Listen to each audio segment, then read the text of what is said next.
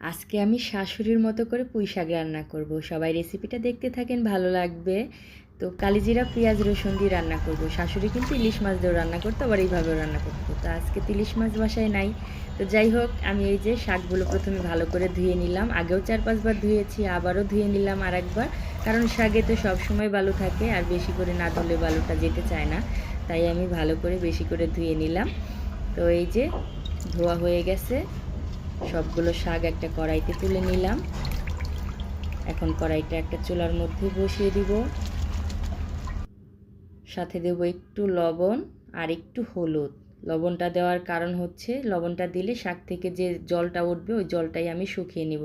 হলুদ লবণ দিয়ে এখন একটু লাড়া দিয়ে দিলাম। তারপরে এখন এই যে শাক থেকে দেখেন কত জল বের হয়েছে। তো এই জলটাই এখন আমি শুকিয়ে নিব।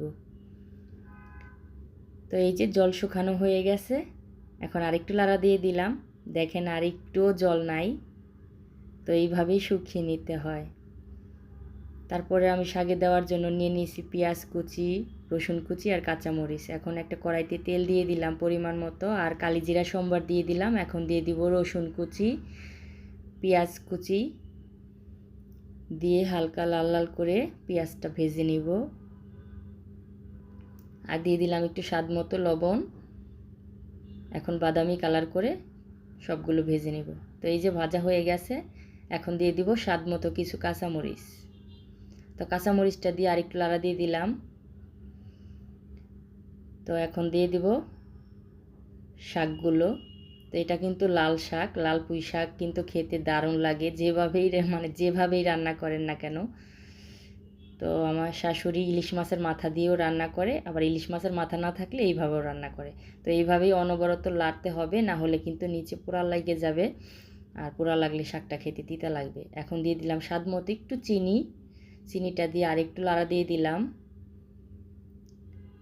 তো এই শাকটা দিয়ে কিন্তু গরম গরম ভাত খেতে কিন্তু সেই মজা লাগে। আর এই লাল পুঁই শাক আমার ভীষণ ভালো লাগে। আমি সাদা পুঁই শাকটা খুবই কম খাই, লালটাই যদি পাই লালটাই খাই। তো এই যে আমার কিন্তু শাক ভাজা হয়ে গেছে, দেখেন কেমন হলো, কমেন্ট করে বৌদিকে জানাবেন। তো শাকগুলো এখন একটা বলের মধ্যে নামিয়ে নিব। তো শাক ভাজাটা যদি ভালো লাগে এইভাবে রান্না করে খেয়ে দেখবেন, সেই মজা লাগে। তো এই যে একটা বলের মধ্যে ঢেলে ফেললাম। এই রকম শাক ভাজা দিয়ে গরম গরম এক থালা ভাত খাওয়া যায়। তো এই যে আমার রান্নাটা হয়ে গেল, এখন খেতে চলে যাব। তো কেমন লাগলো রেসিপিটা কমেন্ট করে জানাবেন। সবাই ভালো থাকবেন, সুস্থ থাকবেন।